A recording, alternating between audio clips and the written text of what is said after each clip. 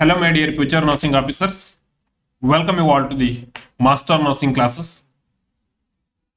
In the last two previous sessions, we will discuss the most important questions and the concept for the upcoming Norcet, RRB, and any other state and central government exams. My dear students, or my dear future nursing officers, in this today's session, we are going to discuss those kind of the brainstorming questions. Those are having the highest chance of striking in your exam and reflecting on your computer screen. So wherever I am asking the questions on the guidelines, to try to respond on the each and every questions, and wherever I am asking the single liner, please try to involve in the questions, completely engage in the session.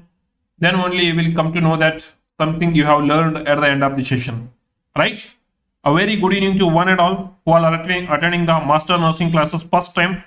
So please do subscribe to the channel and hit the like button. Your one like really motivates us lots to give you a valid quality content that is necessary to crack your exams. Yes. A good evening, beta. Good evening to one and all. Very good evening. So who all are live to the session, so fatapat hit the like button and comes to the live session. I hope sound and video is very much clear to every one of you, right? Yes. So we will start the session now without wasting the time with this powerful motivational line. Students, please do remember, slow progress is better than the no progress. I am telling you people since from the day one, don't get stuck in the single thing or don't get stuck in the impressing the others. So try to improve yourself on the daily basis. Try to improve yourself on the daily task, and try to improve work more and more efficiently on your day goals. Yes, this will definitely gives you a designated result what you actually deserves, right? So with this powerful motivational line, I am starting the today's session where we are discussing the lots of the important questions and the concept. Here comes to the first question in front of you all. Please try to respond to the question. And this is a 10-star question and a very important question for your exam. Very good evening, beta. Very good evening to one and all who are attending the session live. So far, hit the like button and try to answer to the question what I'm asking in, which is reflecting on your screen now, right? So which of the following correctly describes a category third rabies exposure according to the WHO classification, according to the World Health Organization classification. So we have the three categories of the rabies exposure. When a dog bite happens or some animal bite happens, there is a chance of the rabies transmission from the animals to the human. Okay, so based on the level of the exposure, we have categorized this one into three categories, right? So according to the WHO classification, which category comes under the third categories of the rabies exposure? Option A, touching or the feeding animals, or animal licks on the intact skin, which means just a dog or any animal which is touching us or which is just licking here. Okay, so but our skin is intact, our skin is not broken. So on the intact skin it is licking, or on the intact skin it is touching. There is no any skin breakdown, there is no any bleeding, there is no any penetration, just licking is there. Okay, so just licking is there and touching is there. This one comes under the category 1 exposure. Very important, you have to remember the all three categories because it will strike in your exam. Okay, so I told this is the a 10-star very important topic. Okay, yes. So in the question they have asked for the third degree exposure. Okay, so but the option A, it is the first categories of the rabies exposure where the animal is just licking or the which is touching to our intact skin. Okay, which is not broken skin, it is the intact skin. Okay, so then comes to the option B, nibbling of the uncovered skin with no bleeding. Beta, so we have some uncovered skin, means this skin is peeled out because of any abrasions. Now the dog or the any other animal is nibbling here. Okay, so along with that, option C is telling there is minor scratches are there without bleeding. This minor scratches without bleeding and the nibbling on the uncovered skin, these two comes under the category second of the exposure to the dog bite or the rabies exposure. Yes, then the category D, sorry, option D, where the transdermal bites are there, means some teeth of the dog or any other animal which have been penetrated here, transdermally which have invaded here. Okay, and there is scratches are there or the contamination of the mucous membrane with the saliva from the lick or from the licks. Okay, so mucous membranes or get contaminated by the saliva of the dog or the just by the licks on the mucous membrane, right? Along with that, there is any bites which are transdermal or the scratches. So this will clearly indicate it is the third degree exposure. And who all are given the option D as a correct answer, your answer is 100% correct, and you are about to select in the Norcet 9 mains exam, and you are about to secure your rank best in the Norcet 9 mains exam. Just believe on yourself, everything is possible. So this is the third degree exposure. Let's quickly revise all the 3 degrees of the rabies exposure. Yes, so here is the category 1, which is telling that I told it is just touching or the licking on the intact skin. Note down the point, which is licking on the intact skin is the category 1, but mucus exposing to the saliva or exposure of the mucus to the saliva, that may be a just licks, but which is there on the mucous membrane, not on the intact skin, which will comes under the category 3rd. Okay, so please do remember. Or any other single or the multiple transdermal bites or the scratches or the scratch with bleeding, which comes under the 3rd degree category. Okay, but in the 2nd degree category, just nibbling of the uncovered skin. Okay, so there is in the uncovered skin, on that the dog or the like any other animal is get nibbling or the like minor scratches are there without bleeding, so which will comes under the category 2nd.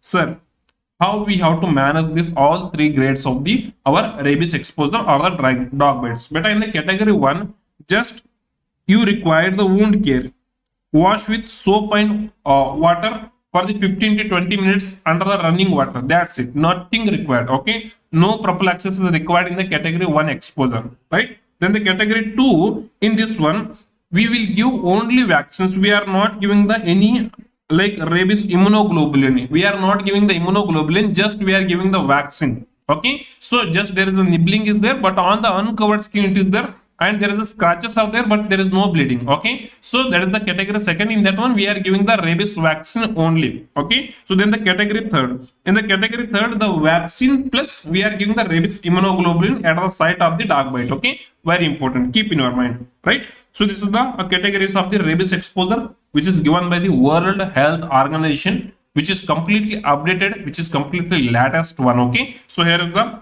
next question which was there in front of you all, so which is very important. Beta, immunoglobulin is given in the only 3rd degree exposure. Okay, but vaccine is given in the 2nd and 3rd category. Okay, in the 1st category there is no need of the vaccine, right? Here's the next question. Yes, question is, which of the following statement about the anti-rabies vaccine is correct? Question A is, which of the following statement about the anti-rabies vaccine is correct?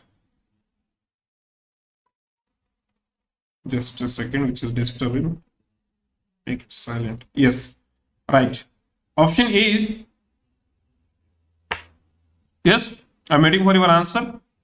It is administered intramuscularly only on the buttocks. Beta, we will give this one intramuscular and intradermal based on the regime which we are following, right? So there are the 2 regimes of administration of the anti-rabies vaccine, right?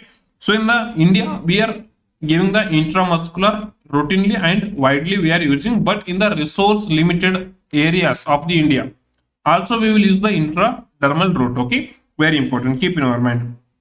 Anti-rabies vaccine, option A is telling it is administered intramuscularly only, means it means we should not administer this one with by other route. This is the wrong statement, which is not correct. So we can give this one intradermal route also. Okay, I will explain which regime is intradermal, which regime is intramuscular, because this is your 1000-star important question. Okay, which is not in just 10 star, which is your 1000-star important question. Whatever the points I am telling to you people here, that is the very important. Okay, so option A, it is the intramuscular only. On the buttock it is saying, beta, if we are giving intramuscular, we will not give on the buttock. Why, sir? Why we should not give on the buttock? It is having the poor absorption. Sir, where we will give them? So we will give this one in the deltoid. Okay, we will give this one in the deltoid, is the preferred site of administration of this particular anti-rabies vaccine. Right, then comes to the option B. It is contraindicated in pregnancy. No, we can give this one in the pregnancy. It is also false statement. I am eliminating the option B also. Option C, it is used as a part of the post-exposure prophylaxis in the category second and third exposure. Yes. So it is used as a post-exposure prophylaxis in a category second and third exposure. We will not use this one in the category 1. Okay. So what I said here in the categories. So in the category 1, there is no need of the vaccine. Okay. So in the category 2, vaccine is required. In the category 2, vaccine is required. Along with that, immunoglobulin are also required. Okay. So this is the very important. So we are using the vaccine in the category second and third, both in a post-exposure prophylaxis. That is the correct one. Okay. So then comes to the option D. It provides the immediate passive immunity after the bite. Beta, whenever we are giving the vaccine, remember, vaccine means we are injecting the antigen. We are not giving the antibody. Okay. So if we are giving the ready-made antibody, or if we are giving the antibody, that means that is the passive.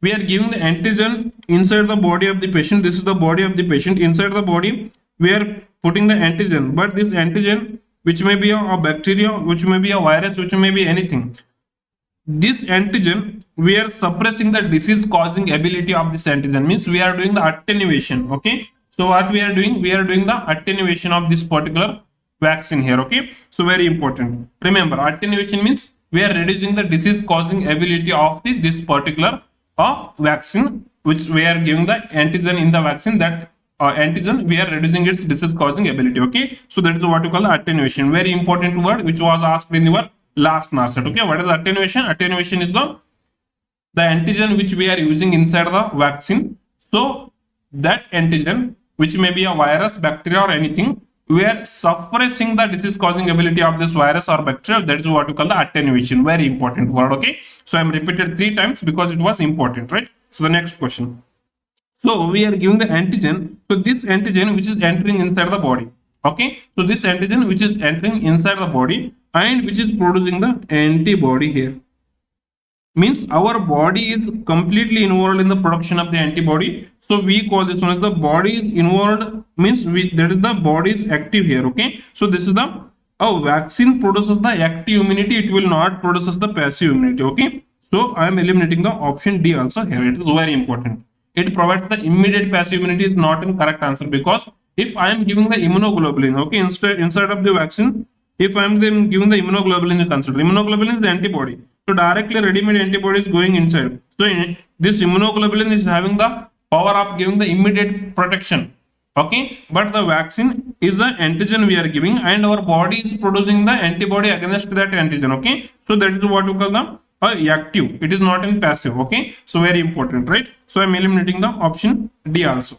Okay, so the correct answer for this question goes to the option C. It is very important. I told this is the 1000-star important question, and I have explained all the important points related to this one. Okay, so here is the next question. Again, this question is your very important question, beta. Only today's session we are dealing those questions which are having the capability to strike on your computer screen in the exam. Okay, so please do read the question carefully, completely, then try to give the best answer. Which of the following is the correct intramuscular dose schedule of anti-rabies vaccine in the post-exposure prophylaxis as per the Asian regimen, beta? So we have the 2 regimens here. Okay, so one is the Asian regimen, okay, which is we will give the rabies vaccine by the intramuscular route. One is the Thai Red Cross regimen. This is where we are giving the vaccine by the intradermal route. Okay, so if we are giving the intramuscular, total we will give the 5 doses. Okay, so 5 visits will be there. In the 5 visits, each visit we will give the one dose. Okay, 5 visit, 5 dose we will give. Okay, so but in the Red Cross Thai regimen, so there is a 4 visit is there, right? So but in every we will give the two site injection. Okay, so this side intradermal one injection, this side intradermal one injection.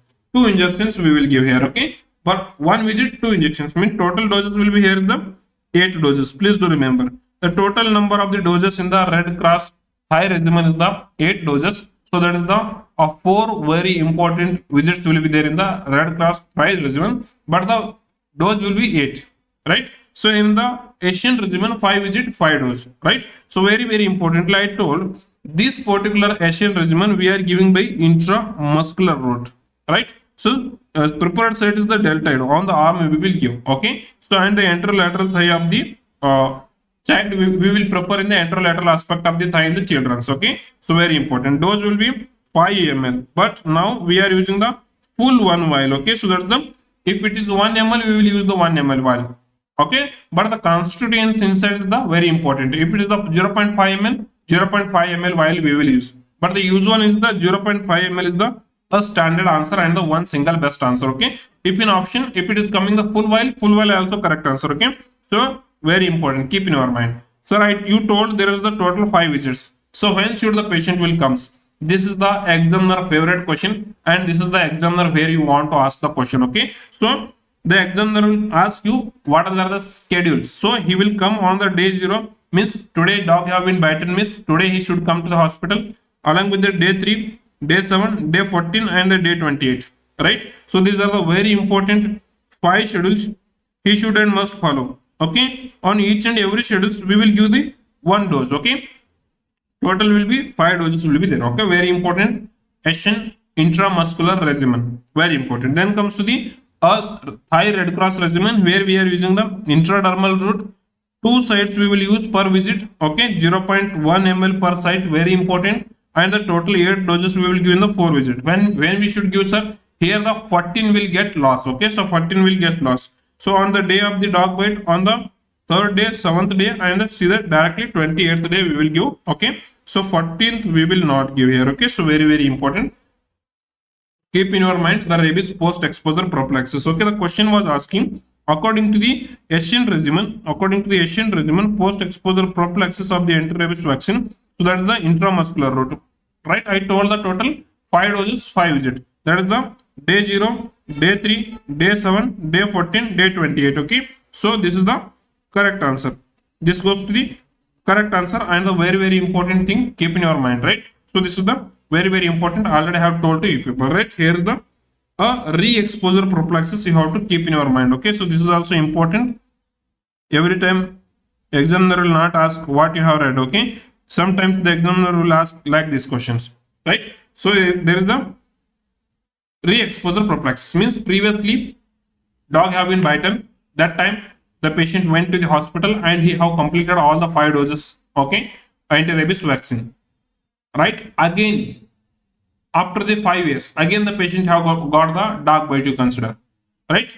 If the patient is having the, means the patient have the re-exposure to the particular rabies.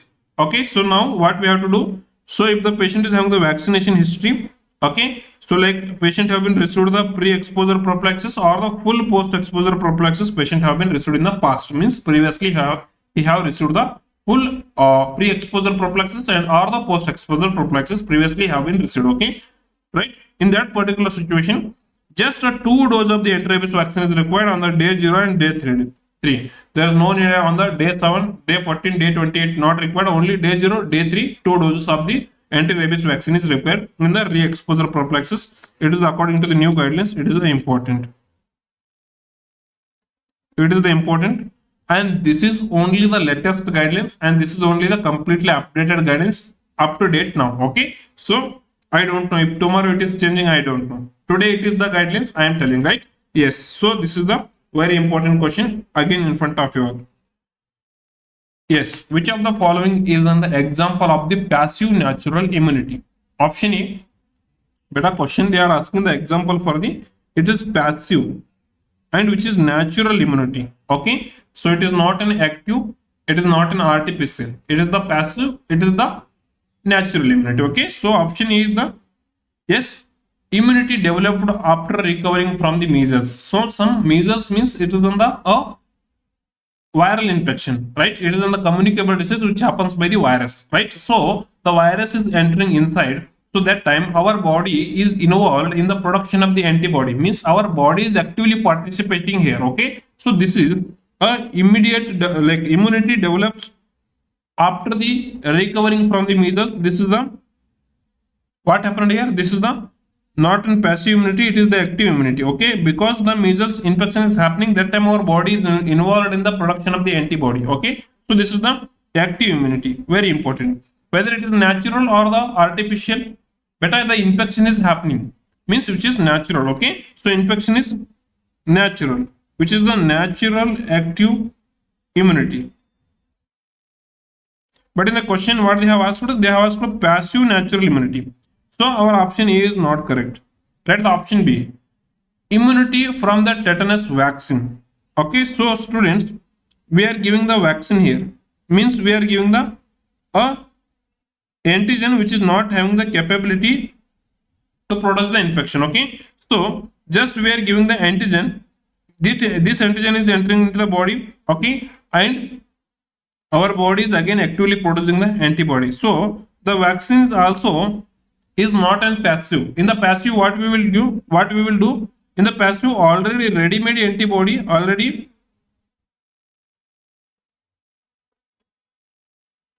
ready-made antibody will be there. So this ready-made antibody, if it is going to inside the person, means that is the passive thing. Okay, but the vaccine is, it is the antigen we are inserting inside the body, and inside the body our body actually producing the antibody. Okay, but vaccine is man-made, it is the artificial. Okay, so we can say the vaccine as an artificial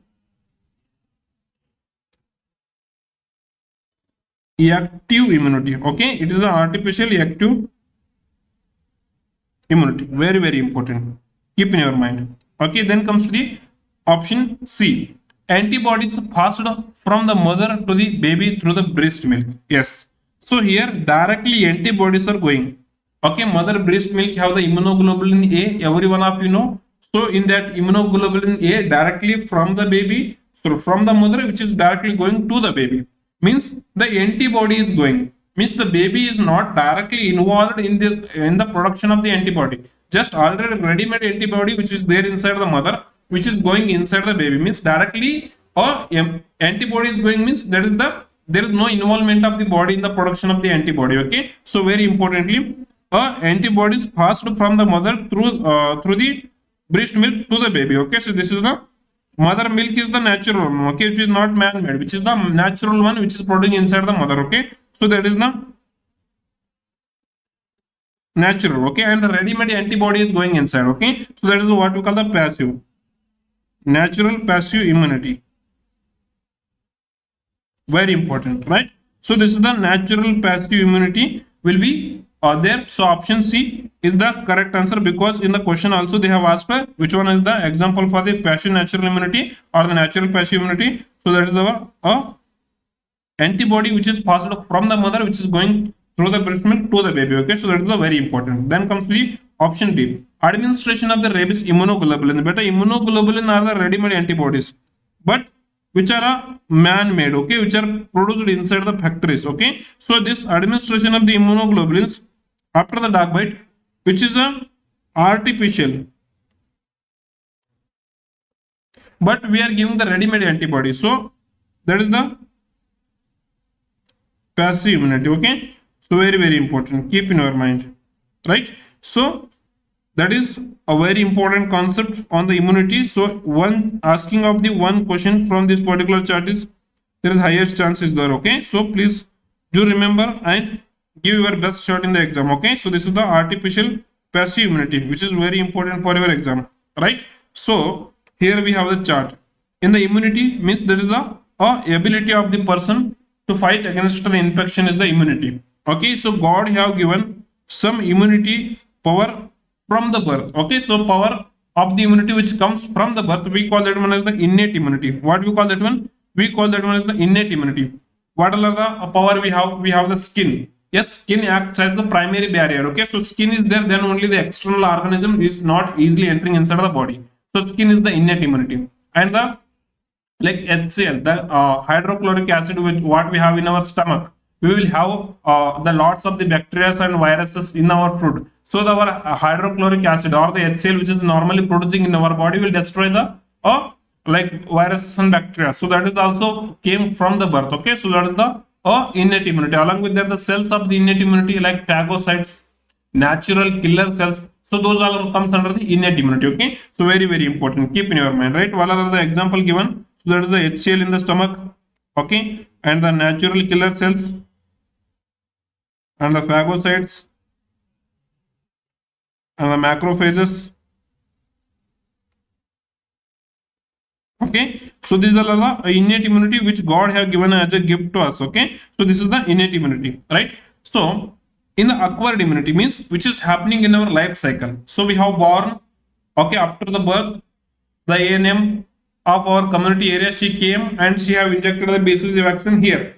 So still mark is there, right? So that is in the life cycle, due to the immunization, due to the vaccination, due to the exposure to the infection, we are producing the antibodies inside, and we are producing the ability to fight against the infection. That is what we call the acquired immunity. Okay, what we call that one? We call that one as the acquired immunity, right? So where the antigen is going inside the body and our body is producing the antibody against the antigen. So that is what we call the active immunity. Okay, so that is what we call the active immunity. Why? Because my body is actively involved in the production of the antibody. So that is what I call active immunity. Okay, so if that active immunity is produced by the natural processes, like due to the measles infection, consider due to the measles infection. So the infection have been happened. So my body is involved in the production of the measles infection means which is the viral. Viral means it's the antigen. Antigen inside the body. Okay, so now my body is like fighting against that particular measles virus by producing the antibody. Means my body is completely involved in the production of the antibody. Okay, so that is the measles infection will comes under the like a naturally active immunity. Very important, right? So here artificial one means we have produced some antigen which is not having the ability to produce the infection in the factory. So that one we have kept in the vial and we have sent that one to the peripheral areas with the name of the vaccines. Okay, so in the vaccines what happens? In the vaccines also the antigen will be there. Okay, there is no antibody. In the vaccines antigen is there, bacteria is there, viruses are there, but we have attenuated that one. Means we have reduced the disease causing ability of that particular bacteria or viruses. Okay, but still those are the antigens. Okay, so if that antigen is entering inside the body, again my body is producing the antibody against that particular antigen. Okay, so here the vaccines are the man-made one. Okay, so that one, what we call that one is the artificial, but my body is involved in the production of the antibody. That is the artificial active immunity. The very important concept, right? Then I will come to the passive immunity. But in the passive immunity, from the mother milk, the baby is getting from the mother milk, the baby is getting the antibody. Means for that one, the mother milk is not produced in the factories, right? So that is the natural one. Okay, so the natural source, right? So but there is the ready-made antibody which is coming from the mother to the baby. So that is the breast milk of the mother, the breast milk of mother will comes under the classification of the natural passive immunity. Very important, right? So in the passive artificial immunity, so we are giving the immunoglobulins, IgIV, that is the immunoglobulins or any antibodies. So we are giving the ready-made antibody which are produced inside the factories. So that is artificially we are giving the antibodies which are produced in the factories, means that is the passive one and that is the artificial one. That is the artificial passive immunity. Okay, so this is very important table and very important table for your upcoming exams. Okay, so keep in your mind this one, right? So hope it is clear to every one of you, right? Here's the next question. Yes, which of the following is the best indicator to measure the impact of the National Family Planning Program? So how we have to measure the National Family Planning Program? What our government implemented, the 1,000 crores of the money the government have been implemented or invested in the National Family Planning Program. So it is effective or not? So how we have to assess? Which of the following is the best indicator to measure the impact of the National Family Planning Program? Right? Option A is the by assessing the crude birth rate. Option B is the by assessing the total fertility rate. Option C is the by assessing the couple protection rate, and option D is the yes by assessing the net reproduction rate. So what is the correct answer? Take your own time. I will give the 3 to 5 seconds to every one of you to read again the question properly, perfectly. Then you give the best answer in the comment box. So this is also your 1000-star very important question. Right? Which of the following is the best indicator to measure the impact of the National Family Planning Program? If you want to assess the impact of the National Family Planning Program, you have to check for the net reproduction rate.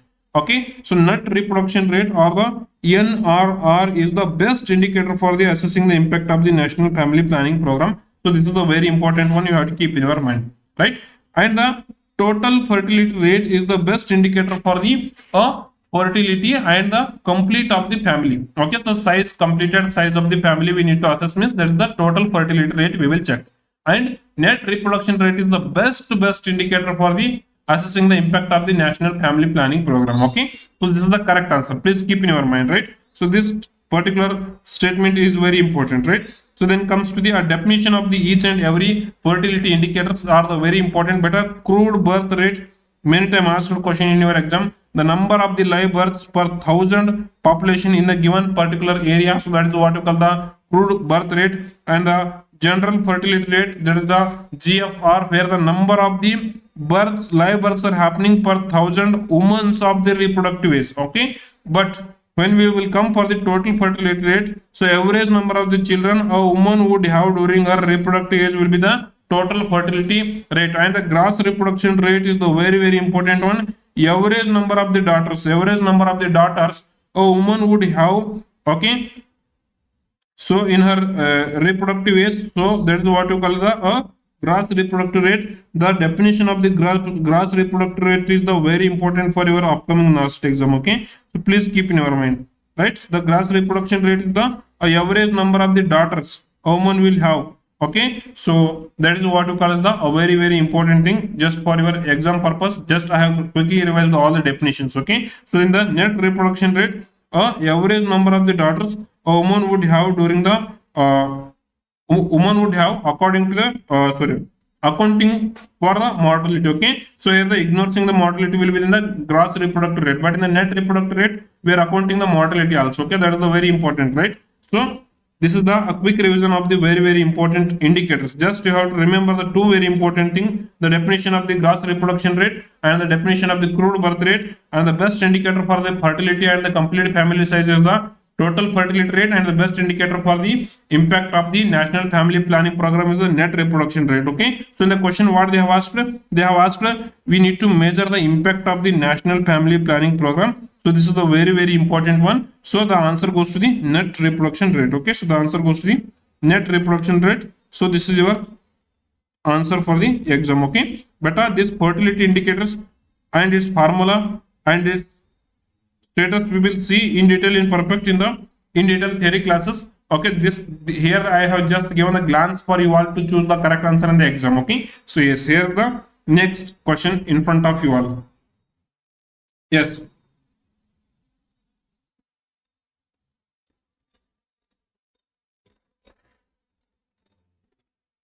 What is the main component of the kangaroo mother care or the KMC?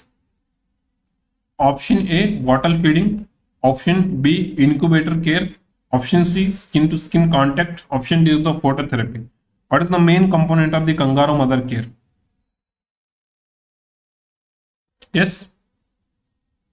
Well done, beta. Almost all. 100% of you all given the correct answer. Okay, so that is the. I will quickly go through all the golden points of the kangaroo mother care. There is highest chance of asking in your exam. Okay, so the correct answer for this question is the skin to skin contact. Okay, so let's quickly revise all the golden points on the kangaroo mother care. Okay, if someone is asking the components of the kangaroo mother care, so there are the three very important components. One is the skin to skin contact. Okay, so where the baby's position will be asked in the exam. Okay, how we will place the baby on the mother abdomen? Yes, we will place the baby upright against the mother's breast. Okay, so very important, right? In between the mother's breast, the head is turned to the one side. So this is the special position where we will place the baby on the chest of the mother. Okay, so baby is placed upright against the mother's chest, ensuring the skin to skin contact is the very important, and the warmth is very important, and the baby's head is turned to the one side. This is the very important component you have to keep in your mind, right? Yes. So the next is exclusive breastfeeding. What it means? Exclusive breastfeeding means giving the breastfeeding, only breastfeeding for the duration of the 6 months. Okay. So we will not give any formula feed. We will not give any honey, milk, external milk. Okay. No badam, no kacha badam, nothing. Okay. Yes. Only breast milk for the duration of the 6 months. And if any medically prescribed medications, so we will give the medications, and only breast milk we will give to the baby. So that is what we call the exclusive breastfeeding. Okay, so exclusive breastfeeding should be done for the duration of the 6 months of the life of the baby. This is our examiner's hot question and the favorite question, and every exam's question, very important question. Okay, so here they are encouraging and supporting the mothers for the breastfeeding, and when she should do the breastfeeding. Option A, every hourly. Option B, every second hourly. Option C, every fourth hourly. And option D, on the demands of the baby. So what is the correct answer? Yes, the mother is the first time she have given the birth to the baby, means she is then the primary para mother. So now the doctor is not available, or the nursing officer is not available at the community area, and mother is doing the practice of the giving the breastfeed to the baby every fourth hourly, unless and until like without considering the need of the baby. Is this a correct statement or the false statement? Yes, it is the correct statement or false statement. Mother is giving the breastfeeding to the baby every fourth hourly, and she is not considering the demands of the baby. Yes, yes, it is absolutely 100% is false statement. So when we should give the breastfeeding? Whenever the baby demands that. Every time, every 30 minutes the baby is demanding, means every 30 minutes we will give the breastfeeding to the baby. Okay, so this is the answer, right? Not every hourly, second hourly, third hourly, fourth hourly. If the examiner wants or forced to choose the one option, yes, every second hourly is the correct answer. But the best answer, more than the every second hourly, is the on demand of the baby. We should and we must encourage the mother to feed the baby the breast milk. Okay, so that's the very and again very important statement what I am telling to you people. Okay, so encouraging and supporting the breastfeeding on the demands. Okay, so very important for providing the optimal nutrition immunity to the baby. So this is the very important. On the demands we will give the breast milk to the baby. Okay, so this is the important one, right? So next, the third component is the early discharge, which helps to prevent the hospital acquired infections. Okay, if the baby, when it will get stabilizes, so that time we will send the baby back to the home, and we will advise for the home care to the baby. Okay, so very important. Then to whom we should advise for the kangaroo mother care? It is advised for the low birth weight babies, but the low birth weight stable babies only. If the baby is unstable, so we will shift the baby to the neonatology ICU, that is the NICU. So we will not encourage for the kangaroo mother care in the unstable baby. So the low birth weight baby, if the vitals is unstable, if there is no any respiratory distress, if there is no any respiratory difficulties, so we will encourage for the kangaroo mother care. Okay, so yes, primarily used for the preterms and the low birth weight babies to improve the survival of the baby. Okay, and to encourage the health outcomes. Okay, so that is very important. KMC involves the continuous skin to skin contact, is the very important component. Okay, so between the mother and the baby, it means mother only should not give the KMC. Every member of the family, okay, are eligible for providing the kangaroo mother care. Even the baby's father can provide the KMC, even the baby's auntie, even baby's uncle, but auntie, uncle, father, who are giving the kangaroo mother care to the particular baby, they should be free from infections. Okay, so there should not be any active infections, there should not be any active communicable diseases. Okay, so they should be free from the all communicable diseases, then only they are eligible for providing the kangaroo mother care. Okay, so that is very important. Okay, yes, so then option like the third point of the discussion is the support the exclusive breastfeeding. Yes, the babies like continuously on the chest of the mother means, so there is a stimulation to the breast. There is a stimulation to the breast means there is the production of the prolactin, there is a production of the oxytocin. Yes, the prolactin will start to produce the milk and the oxytocin will start to eject the milk. So the mother will ejaculating milk, means the baby will start to feed. Okay, so the baby will start to have the milk. Okay, that is the very important. It will be promoting the exclusive breastfeeding, also enhancing the nutrition and immunity of the baby also. Okay, that is the very important, right? Then the which helps to regulate the baby's body temperature without any need of the incubator. Okay, if the baby is going into the hypothermia, we will use the incubators. Okay, that is the artificial man-made thing. We are using the warmth to the baby. Okay, that is the that is having the lots of side effects also, but we are keeping the baby in the mother skin contact. So there is, we are providing the warmth that is naturally. So the natural is always beautiful, right? So yes, so naturally always harmless, and which is perfect, right? So we are giving the natural and perfect temperature to the baby in order to prevent the hypothermia. Okay, very important point, right? So then it is reducing the risk of the infection also, hypothermia also, and the neonatal mortality also. Okay, and encouraging the early hospital discharge is the also component of the Kangaroo mother care. In the components I told three things: that is the early discharge, exclusive breastfeeding, and the skin to skin contact. Okay, so along with that one, we will promote the mother for the promotes mother and the infant bonding also here. And so it will be a simple, it should not involve any paying of the cost. It is the low cost and it is the feasible. Okay, even in the low resource setting, we can encourage for the Kangaroo mother care. We should not require the highly costly and the fully furnished infrastructure. Nothing is required, just mother and baby is required. Okay, that is more than enough for the Kangaroo mother care. Okay, yes. So position of the baby is upright position. I told this is the upright position. Between the mother breast, we will place the baby and head should be turned to one side. So this is the very important golden point on the Kangaroo mother care. You should and you must remember. Okay. So then comes the Kangaroo mother care can be provided by the mother, father, and any other family members if needed. Students, the question on the Kangaroo mother care, this time there is highest chance of the asking the question, which one of the following is the false statement or the wrong statement. If you know all the statements of the Kangaroo mother care, you can easily grasp the question and choose the correct question in the exam. Okay, so that's the very important one, right? Here is the next question. Yes, the duration of the Kangaroo mother care, very important. But in a one day, we should go for at least 20 hours per day is the recommended duration, total duration. But at one duration should last at least 1 hour. Means if the father is taking the baby and he is keeping on his chest, means he should not return the baby within 10 minutes and 15 minutes back to the mother. If he is giving the Kangaroo mother care, he should continue that KMC care at least for the duration of the 1 hour. It started means it should at least continue for the duration of the 1 hour. Okay, each session of the Kangaroo mother care lasts for the duration of the one hours. Okay, so that's the very important, right? So the total period will be the Kangaroo mother care should be continued until what time?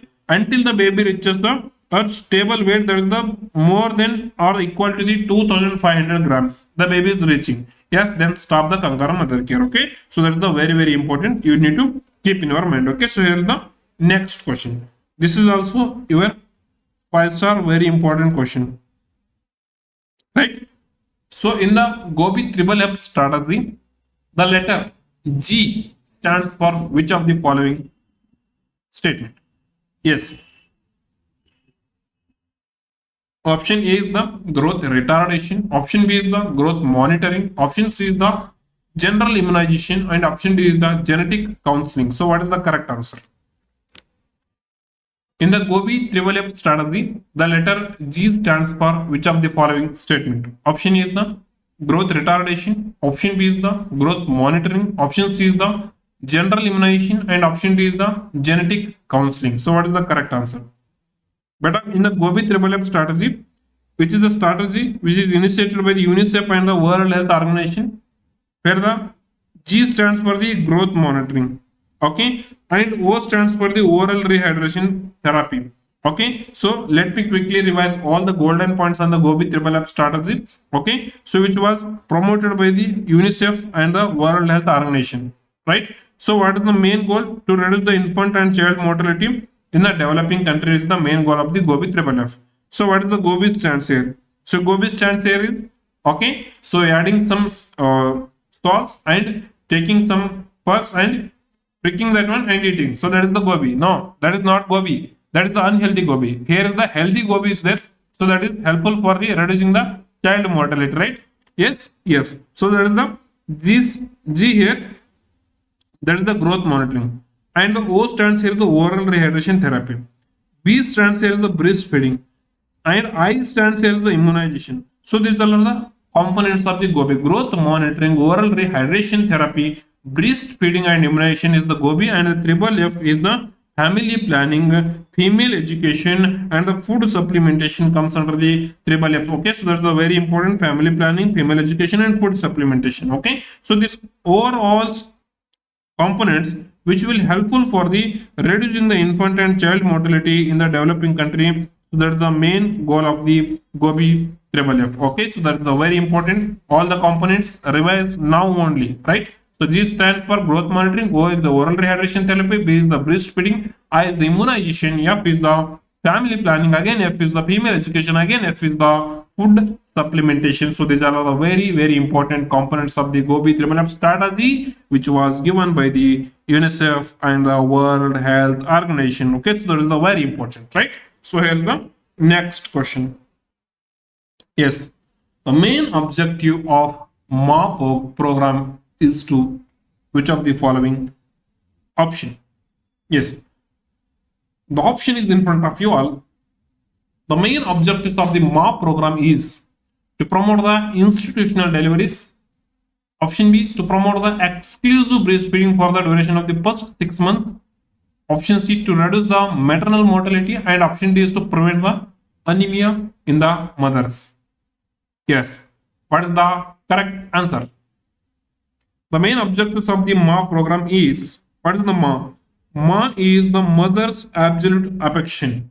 So this is the program which is initiated by our Government of Health and Family Welfare. Okay, so the main objectives of the MA program is to promote the early initiation of the exclusive breastfeeding for the first 6 months of the life is the main objectives of the MA program. Beta, according to this MA program, so breastfeeding should be initiated within 1 hour. Okay, so within 1 hour of the birth, and in case of the patient is underwent the LSCS. Okay, this is within 1 hour in the normal vaginal delivery. Okay, so the two situations will be created in front of you all in the exams. Okay, yes, the exclusive breastfeeding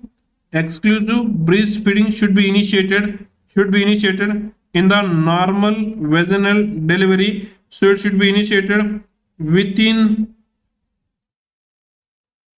1 hour of baby life. Okay, so within the 1 hour of the baby life, so the exclusive breastfeeding should be initiated in case of the normal vaginal delivery. So if the mother went into the lower segment cesarean section, in case of the LSCS, how many components? 4 components. Okay, so in case of the LSCS, the exclusive breastfeeding should be initiated within 4 hours. Okay, so very important, keep in your mind, right? So in the LSCS, how many components we have? 1, 2, 3, 4, right? So it should be initiated within 4 hours of the after the birth. Okay, so that is the very important about initiation of the exclusive breastfeeding. So this is your examiner very important question, which is your examiner favorite question. Okay, so very important, keep in your mind, right? So here exclusive breastfeeding duration should be for the first 6 months of the life. Okay, so no food, no drink, not even water. This is the very important points you have to keep in our mind. We should not give water also. Yes, we should not give water also. No drinks, no any other foods, only medically indicated medications and the mother milk. That's it. Okay, so other than that, nothing we should do for the first 6 months of the baby's life. So that's what we call exclusive breastfeeding. Okay, so that's the very important, right? So what is the total duration of the breastfeeding we have to do? Yes, the mother have to continue the breastfeeding for the duration of the till the 6 month exclusive breastfeeding. Okay, so the total duration of the breastfeeding will be, okay, from the within 1 hour of the life till the 2 years. Okay, till the 2 years. But for the first 6 months only breastfeeding. So first 6 months is the only breastfeeding. So we will call this one as the exclusive breastfeeding. Okay, after the 6 month, till the duration of the 2 years. Till the duration of the 2 years. So here, breastfeeding should be continued plus weaning should be started. Okay, weaning means we have started a soft food to the baby also here. Okay, so that is the along with the soft food and the quality food like smashed potatoes, bananas, and also okay khichdi. So that these all things we can give to the baby here. Okay, so that is the breastfeeding plus external feeding we are giving. That is the weaning. Okay, so that is the breastfeeding should be continued for the duration of the 2 years, okay, but the exclusive breastfeeding for the duration of the 6 months. The golden points for your exam and which will be repeatedly asked in your exam. Hope it is completely and clearly clear, okay. Yes, so here is the next question. I hope this question answer you have got. That is the MA program is the main objective is to promote the exclusive breastfeeding for the first 6 months of the life. That is the main objectives of the MA program, okay. So this is the correct answer, option B, right. So here is the next question. What is the full form of the CLMC? Yes, what is the full form of the CLMC? Option A is the child lactation and the mother care. Option B is the comprehensive lactation monitoring center. Option C is the comprehensive lactation management center. And option D is the central lactation and the maternity center. So what is the correct answer? What is the full form of the CLMC? So the CLMC stands here, dear students. So that is the comprehensive lactation management center goes to the correct answer. So this is the full form, that is the comprehensive lactation management center. The main purpose, only one word we have to remember here. So what is the work of the CLMC is the just encourage the mothers to donate her breast milk, and that breast milk we will store in the CHC level and in the district hospital level. Wherever the baby is necessary, which comes with the necessaries of the breast milk, we will provide to those babies who are not having the mothers. Okay. Yes, to provide the safe donor of the human milk to newborns where the baby's milk is unavailable. Okay. So mother's milk is not available to the baby. So for those babies, we will give the other mother's milk. Okay. So that is by storing those milk in the our hospitals like CHCs in the district hospitals. Okay. So this is the main components of the our comprehensive lactation management centers. Okay, that is the very important, and this question is a full star question for your exam. Okay, so keep in your mind. Okay, important, right? So here is the full form of the CLMC is the comprehensive lactation management center. Okay, so option C goes to the correct answer, right? I hope it is clear to every one of you, right? Here is the next question. Yes. Again, a 1000 or the more than 1000 star important question for your exam. Which of the following is used for the tetanus post-exposure prophylaxis in a person with unknown immunization status and the dirty wound? Yes, there is a person who is coming to us with some fall or any some accident. When we will see the patient, the wound is dirty. And when we will ask the patient, when you have last taken the TT immunization, he will say, I don't know when I have taken, or he will say I have not, I have never ever taken the TT immunization. So we have not known or we have unknown about the when the patient have been immunized, okay, and his wound is looking like dirty, right? So what is the post exposure prophylaxis against the tetanus we have to give here? Okay, the question on the post exposure prophylaxis of the tetanus is a very important. Tetanus post exposure prophylaxis in a person with the unknown immunization status and the wound is dirty. So these are the words which are helping us to choose the correct answer, and here we will give the both TT complete immunization and the tetanus immunoglobulin also we will give. Why I said tetanus immunoglobulin? I told better tetanus immunoglobulin means we are giving the immunoglobulin means we are giving the already ready-made preferred antibody. So we are giving the already ready-made prepared antibody means it will give the immediate protection. Like for example, you consider I have given the TT vaccine. Okay, so I have given the TT vaccine. So this TT vaccine is the inside TT vaccine there is the antigen is there. Okay, so there is the antigen is there. So this antigen which is entering inside the body. So our body is producing the antibody against this antigen. But our body, it will take little time to produce the antibody against this particular antigen. But if we are giving the ready-made antibody means it will directly protect against the infection. So that is the reason in case of the dirty wound, we will give the tetanus immunoglobulin for the immediate protection against the tetanus infection. Okay, so why? What is the reason of the giving the immunoglobulin? Means that is for the immediate protection. Okay, so important. Keep in your mind, right? So here we have the two categories of the our very important exposure to the tetanus infection. Better. So it is completely dependent on the types of the wound. You just don't have to remember all the thing. I will give the clue to remember the thing. Just remember that thing. That is more than enough for your exam. Okay. So first, primarily, okay. So Sangha have been followed here. Okay, that Sangha have been came to your OPD. Okay, when you will see the wound of the that particular patient, so wound is completely clean, and that is the very clean and the minor wound. Okay, and clean and minor wound means there is no need for the immunoglobulin. There is no need for the tetanus immunoglobulin. Read in the all column, that is the not needed, not needed, not needed, not usually needed, not usually needed. Means the clean wound means there is no need of the immunoglobulin. Okay, only in case of the dirty wound, and that too in case of the unknown case, and if someone have been taken a vaccination last before 10 years ago, means he have taken the vaccination 10 years before, right? So in that situation we need the immunoglobulin. Okay, very important, be aware. Okay, so what I am explaining, in case of the clean wound and the minor wound, so just there is no need of the tetanus immunoglobulin. If in the question, if it is coming, it's the clean wound, so you eliminate all the option where the immunoglobulin is mentioned. Very important thing, right? So based on the immunization history, we will give the tetanus vaccine.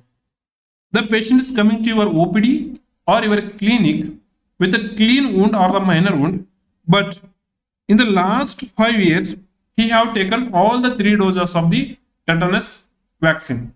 The first dose, second dose, and the booster dose. All the 3 doses he have completed, and just he have completed that one in the last 5 years. Okay, so if he have completed the vaccination in the last 5 years, there is no need of the any vaccination again, just the wound care is required here. Okay, that's the wound care and cleaning of the wound and dressing is required, and other than that nothing is required. But he have completed the all 3 doses of the vaccine, but that is more than 5 year have been completed, but it is less than 10 year. Okay, so in between the 5 to 10 year means just we will give one booster dose of the our tetanus immunoglobulin, sorry, tetanus vaccine. Okay, and the vaccination you have taken, but it is almost more than 10 years, so we will give one booster dose again here, right? He taken the less than 3 doses, or he is completely unknown, so that time the complete dose of the our tetanus toxoid we need to give, and never vaccinated in that area also complete dose of the vaccination we will give here. Okay, so this is in a case of the clean wound, right? So in case of the dirty wound, okay, in case of the dirty wound, but in the last 5 years, he have taken all the 3 doses of the tetanus, first dose, second dose, and the booster dose.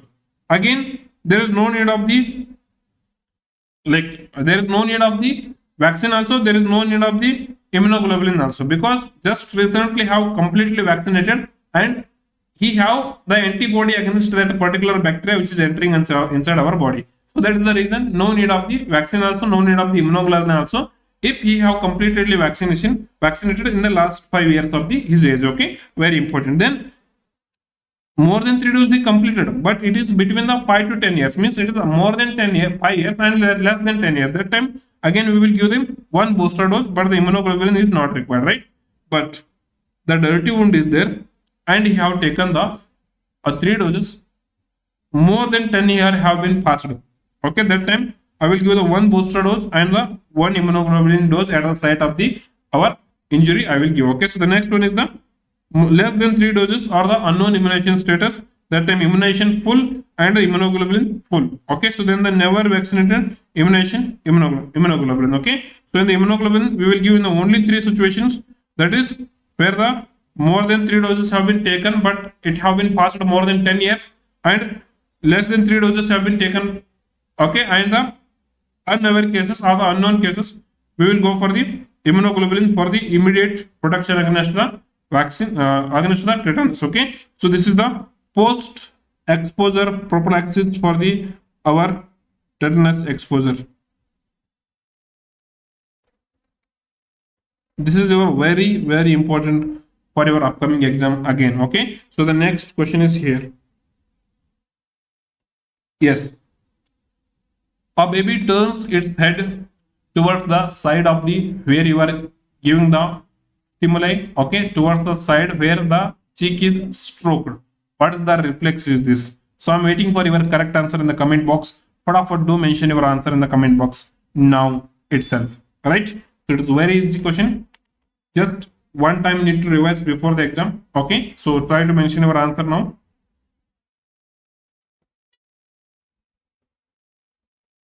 A baby turns its head towards the side of where the cheek is stroked.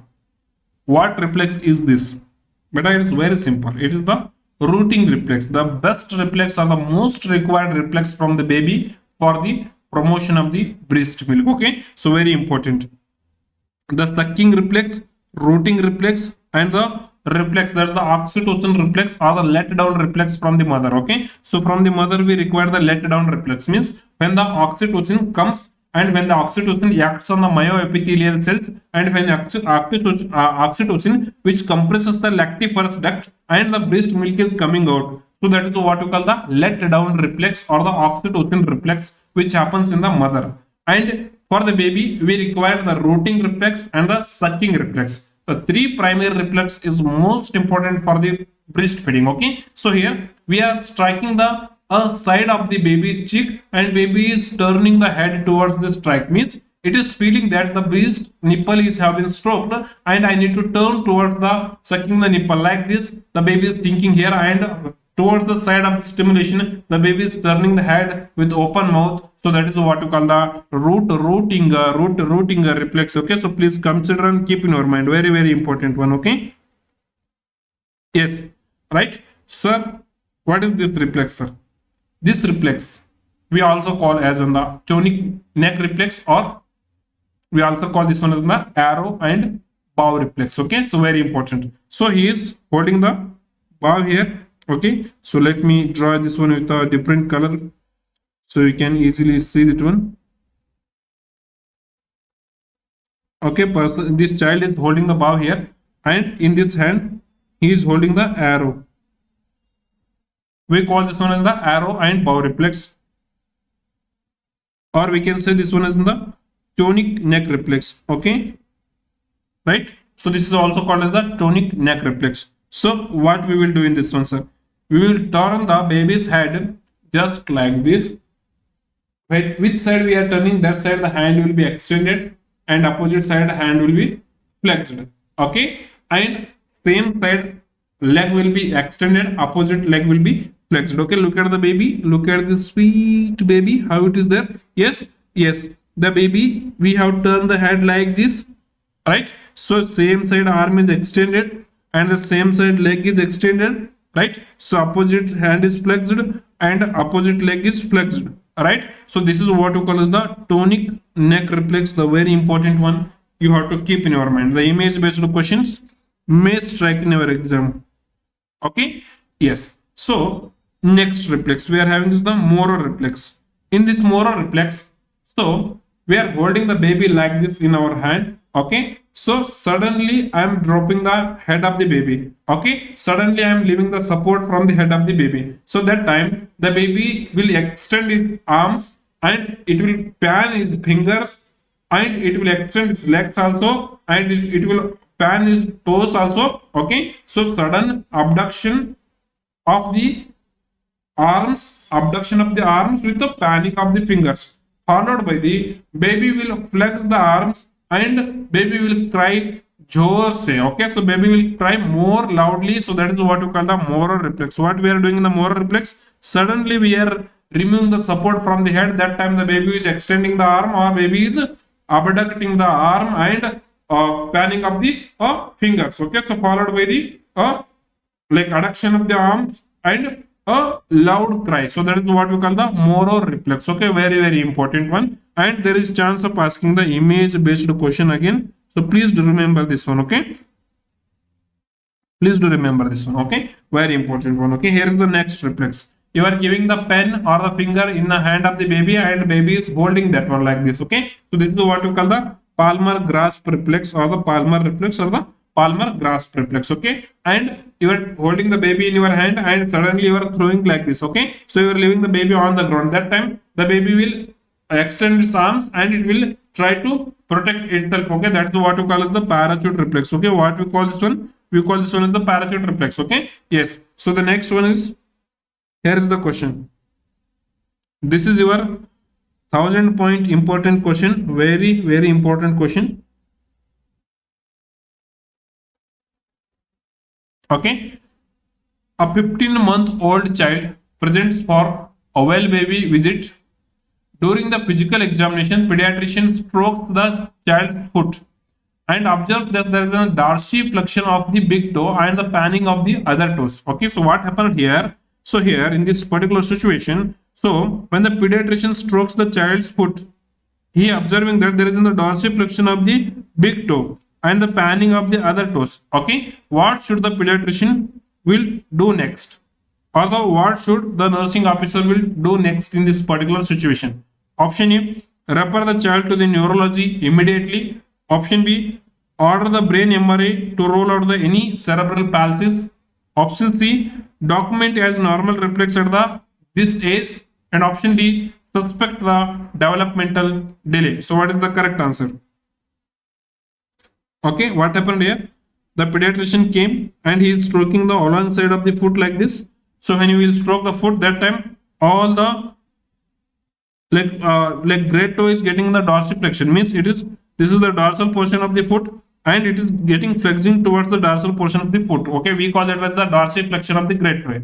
And other toes, what happening? The other toes are getting panning here. Okay, so that is what you call the positive Babinski reflex is positive here. Okay, so positive Babinski reflex, which is very much normal if the baby is less than 2 years of the age. Okay, if the baby is less than 2 years of the age, this Babinski reflex is normal. We document this one as the normal. If the baby is more than 2 years, the positive Babinski reflex indicates there is the neuronal damage. Okay, so there is the nerve injury or the neuronal damage or the brain problem. Okay, so it is in the nervous system problem. It indicates if the more than 2 year baby, the positive like Babinski reflex is positive, means there is a nerve injury. If the baby is less than 2 years, if the positive Babinski reflex happens, that is the normal. So here the baby's age is the only 15 months, means the baby is less than 2 year. Okay, less than 2 year. Yes, the Babinski reflex positive, which is normal, I told. Okay, so that is the document the normal reflex at this age. Okay, this goes to the correct answer, and it is your very, very important examiner favorite and a very favorite question. Okay, so that's the answer for this one, goes to the option C as a correct answer. Okay, yes, here is the image of the plantar reflex. Okay, so where we are stimulating the baby's foot like this, and the yes, the baby is getting flexion of the toes like this. Okay, so that's what we call the plantar flexion. Okay, so this is the plantar reflex of the baby. Okay, so here is the next question. Yes, a newborn displays a Moro reflex, but only the right arm is abducted and the adducted. So what happened here? We are trying to check the Moro reflex. What I told in the Moro reflex, when you will suddenly drop out the baby's head, that time the both hands should be abducted and both hands should be like finger should be panned and the both hands should be adducted and baby will cry loudly. So this is the how the normal reflex will be there. Okay, but in this particular situation, what happened? Look at this one. A baby is displayed, a newborn displays a Moro reflex, but only the right arm is adducting. Okay, and it is adducting. Only right arm is abducting and adducting. Right? So the left arm remains still. The left arm is remains still. It is not abducting also, adducting also. So what is the most likely cause of this asymmetric Moro reflex? What it indicates? Option is the normal variant. Option B is the brachial plexus injury. Option C is the cerebral palsy. And option D is the hypoglycemia. So what is the correct answer? Yes. So this is the classical and the again classical very important thing, that is the indicating of the brachial flexus injury. So which indicates the brachial flexus injury or the Erb's palsy. Students, sometimes on the difficult labor or sometimes there is the most common damaged bone during the normal vaginal delivery is the ribs, right? Sorry, that is our clavicle. Okay, so the clavicle is the most commonly broken bone or the fractured bone during the normal vaginal delivery. If this clavicle is damaged, that can create the compression on the our brachial plexus, which will run like this. Okay, and it will supply to our upper extremities.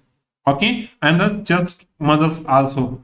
Very importantly, now this clavicle have been damaged, you consider, and it have created the compression on the our brachial plexus, okay, or the group of the brachial nerves. Okay, so where the which side the brachial plexus which side the clavicle is damaged, that time the brachial nerves are damaged, so that side the arm will not respond to the reflex. Okay, so here the baby's left arm is not extending, not flexing. Okay, means the left side of the baby, the brachial nerves are got damaged, so that's very important, you have to keep in your mind. Okay, so baby is now experiencing the brachial plexus or the Erb's palsy is the correct answer. Okay, so this is the again your golden question or the very again very important question for the exam. Okay, please do remember this question, right? So here's the next important question is there in front of you all. So please do read the question carefully, completely. Okay, try to understand the question, what the examiner is asking, then give your best answer in the comment box, right? Yes, a patient is reporting aural fullness, means aural means here the ear. Okay, yes, so aural fullness means he is feeling the fullness inside the ear. Okay, so he is feeling something is filled, the water is filled, like this sensation is there for the patient. Okay, and he is getting the ringing in the one ear, means there is the ringing sensation is happening inside one ear. Okay, and the spinning sensation means the vertigo, he is getting chakkar untadrepa ಇವನಿಗೆ. Okay, so yes, the inner ringing in the one ear, the spinning sensation in the means that like vertigo is happening, and along with that the hearing fluctuation is there, means the hearing getting fluctuating. So the vertigo is there, tinnitus or the ringing sensation is there, and the hearing fluctuation or the hearing loss will be there. So what is this condition? Students, we will study one disease. So we call that when the excessive accumulation of the endolymphatic fluid inside the middle ear, sorry, inside the inner ear of the eye. Okay, so that is what we call as the endolymphatic hydrops. What we call that one as in the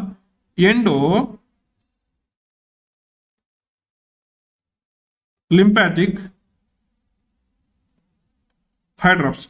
So in this endolymphatic hydrops, we also call this one as in the a Meniere's disease. What we call this one as in the Meniere's disease. Okay, so in this Meniere's disease, what happens inside the inner eyes? Okay, so inside the inner eyes, here will be inside the inner ear. So here will be an endolymphatic fluid will be there normally. Okay, so this endolymphatic fluid, if it is excessively getting accumulated here, okay, so excessive accumulation of the endolymphatic fluid. So in this particular situation, the vertebrae, like, so you know the eighth cranial nerve which is supplying here, which is having the two branch. One branch is the, yes,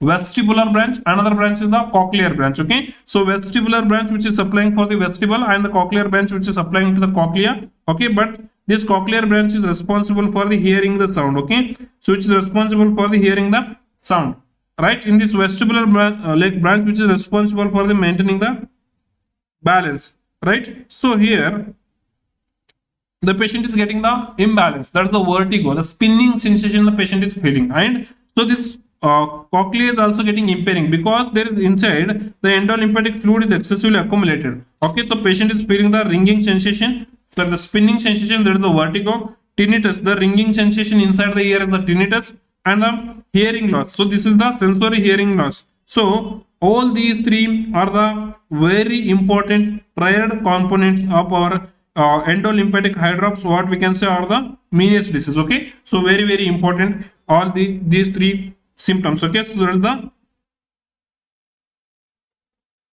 just give me a minute. Yes,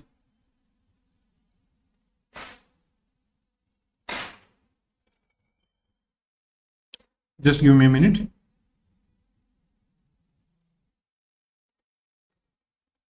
Right. All right.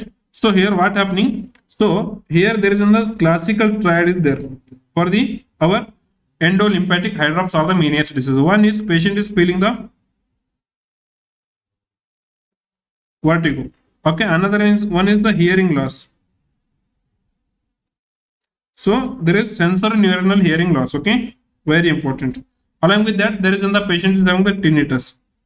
If these three symptoms are present, means the patient is having the classical triad symptom of the our very important inner ear disorder called as the endolymphatic hydrops or the Meniere's disease. So the answer for this question goes to the option B. Okay, so hope it is clear to every one of you, right? So here is the next question.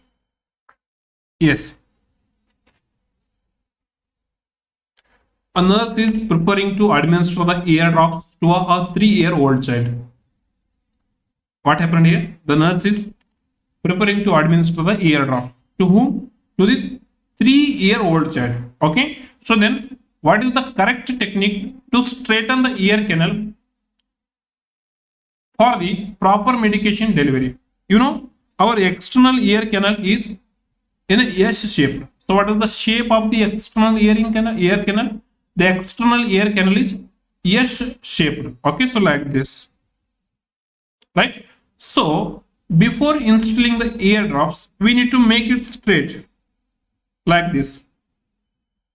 Okay. So to make it straight, how we have to pull the ear of the 3-year-old child. Better, if the age of the child 3 year or the less than 3 year, then we will pull the ear pinna backward, so downward and backward like this to straighten the ear canal.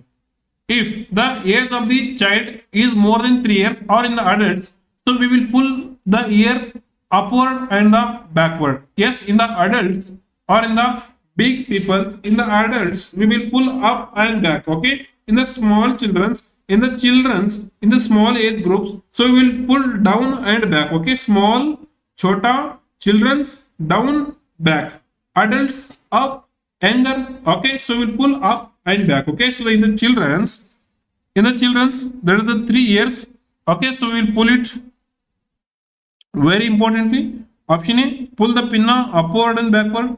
So that is the upward and backward in the adults. Right? Pull the pinna downward and backward. The pull the pinna downward and backward is the in a case of the children. Okay. So that is the in a case of the less than 3 years children. Okay. That is the very important, right? So pull the pinna upward and forward. No, it is not correct. Forward is the eliminated, right? So only backward we will pull, right? So option B goes to the correct answer for this particular question. Okay. So which is very important question for your exams.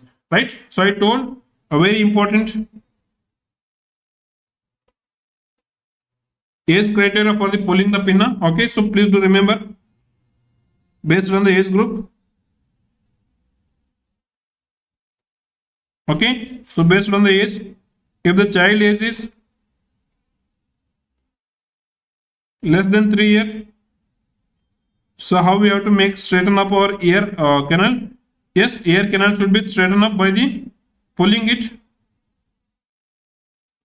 downward and backward. Okay. So there is no any word called as forward here. Okay. So that is we have to pull this one downward, backward in case of the less than 3 years age group. Okay. If it is more than 3 years, age group is more than 3 years, so we have to pull this one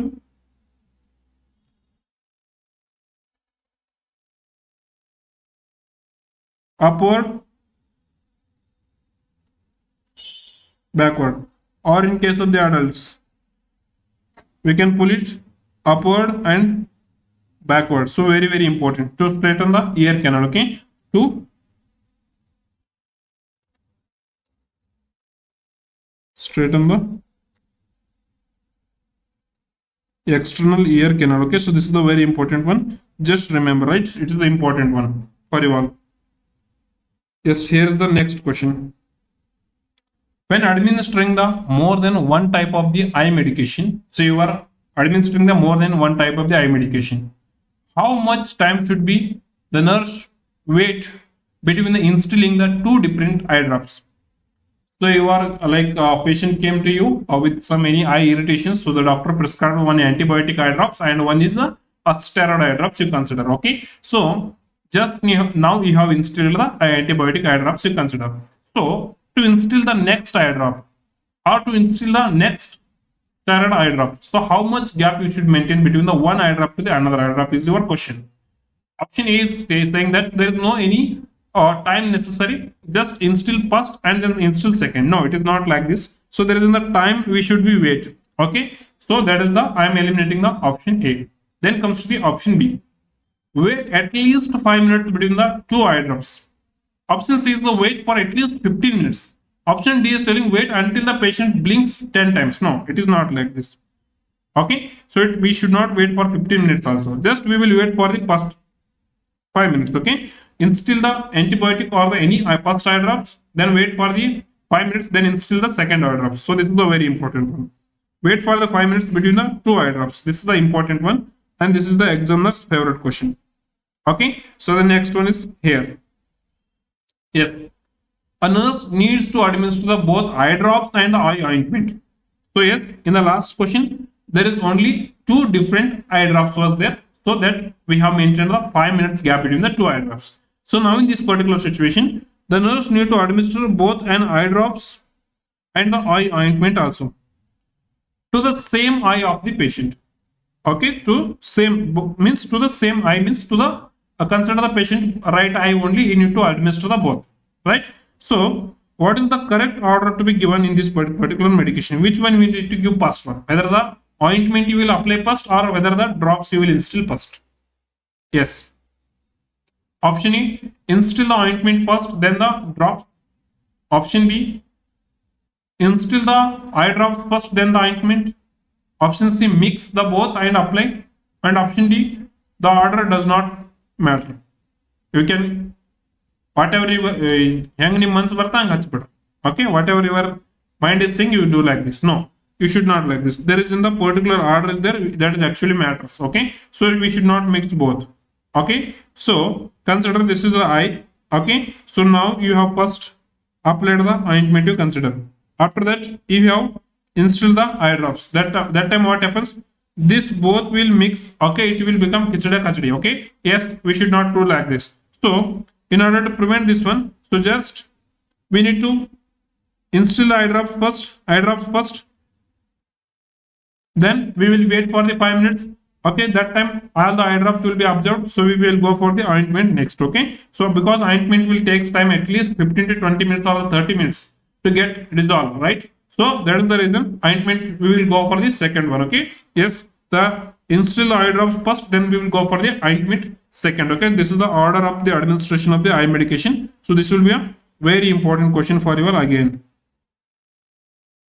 Okay, so this is the very important question for you all again, the very important question, right? So here is the next question. A patient has a sustained injury to the radial nerve. Okay, so which of the following clinical sign is most likely to be observed here? What happened to the patient? Now the radial nerve is injured. Okay, yes, option A, the foot drops. Option B, the wrist drop. Option B, the Bell's palsy. And option D is the claw hand.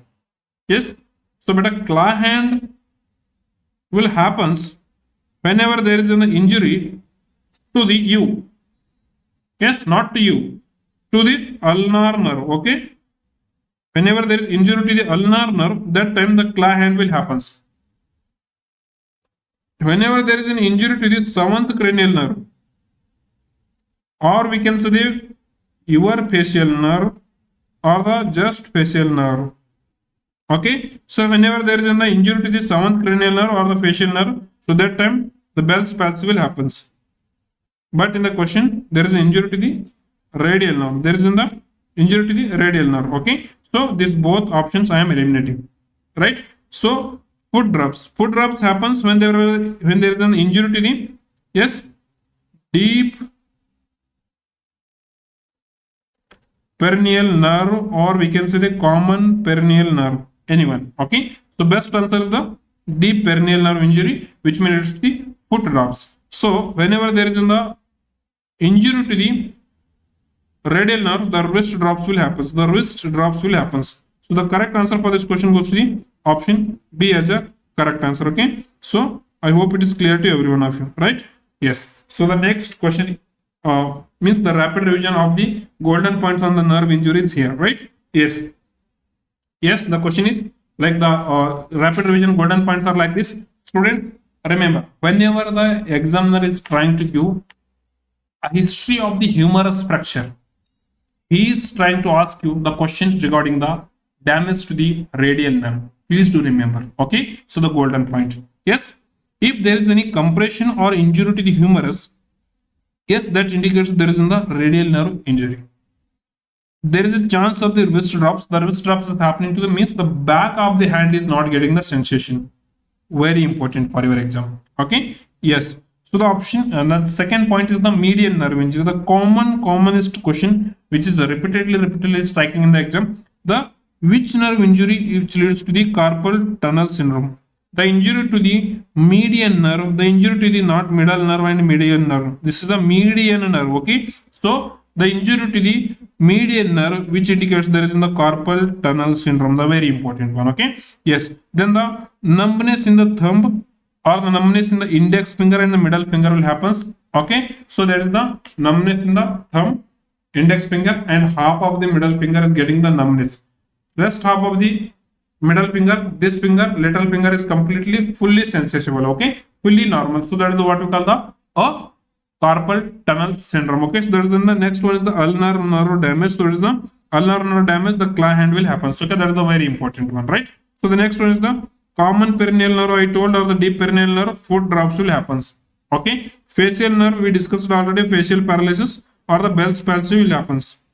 Right, the trigeminal nerve, which if it is getting any like lesion and all, the trigeminal neuralgia, the facial pain. Okay, so that is the trigeminal neuralgia will happen. The drug of choice for this one is the yes, carbamazepine. Okay, so please do remember, very important one, right? So the next accessory muscles damage, sorry, accessory nerve damage. So is the cranial nerve number 11th. Okay, so spinal accessory, right? So the neck surgery or the like any damage to the neck area or the any our trapezius muscle, so that time there is chance of the accessory muscles damage. Okay, so in that one the patient is having the difficulty in the turning the head. Okay, so because this particular accessory nerve which is supplying to the our main muscle which is responsible for the turning the head right to left, right to left, that is the sternocleidomastoid muscle. Which muscle is that one? That is the sternocleidomastoid muscle. Okay, so the accessory muscle is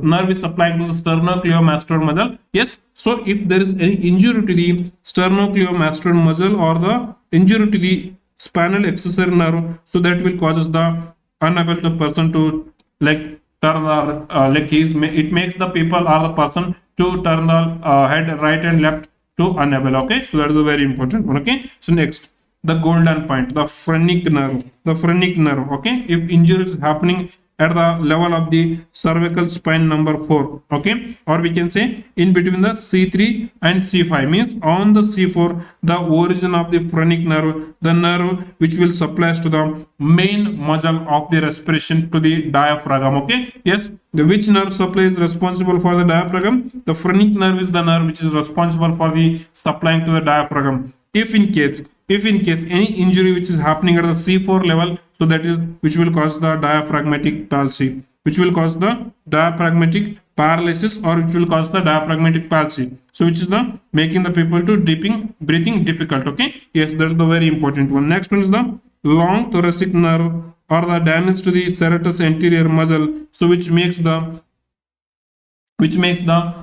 person to get affected with the winging of the scapula. This is our examiner's golden point and the very important point. Okay, yes, the scapula will be get protruded outside. Okay, so that's the very important one. Next is the brachial plexus injury. So that's the birth injury we can say, or the birth trauma we can say. So that's the very important happens. Okay, which will cause the absence of the molar reflex or the asymmetrical molar reflex. Okay, one side hand is extending, another hand is not extending. Okay, so these are the very important golden questions what we have discussed in the today's session. Okay, and here will be a special assignment to you all. Okay, so tomorrow also the class will be there at the same time, 6 p.m. and tomorrow I will come up with a strategy for the mains. Okay, tomorrow morning 8 a.m. the video will be available for you all. So where I am telling the special points, the very important points where you people have to keep in our mind before going to the exams. Okay, reading the syllabus is important, but the strategy also most important. Okay, so don't go for the multiple strategy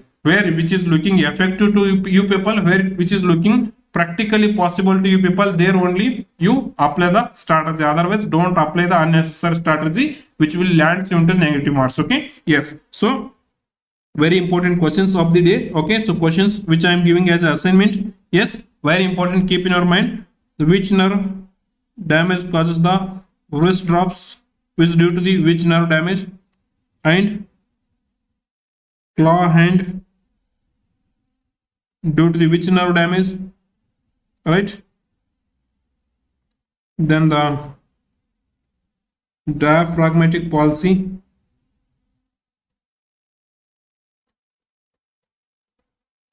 due to which nerve damage. Okay, so these are the question number 1, question number 2, question number 3. So these are the special assignment. You have to comment in the comment box. Okay, if you found the content is helpful, powerful, and the explanation is very easy and understandable, so yes, please write few words about the master nursing classes in the comment box. Thank you so much for watching the video till the end. And the mains free test series are going on in our WhatsApp, in our master nursing classes app. Okay, so you can download the app. I have given the link in the description box. Okay, and if you are still not a part of our WhatsApp channel and the WhatsApp group where I am sharing some important charts, where some important graphs that is necessary for you people to easily remember and understand the things. Okay, so you can join our WhatsApp channel and groups also. The links I have given in the description box. Okay, so thank you so much for watching the video till the end.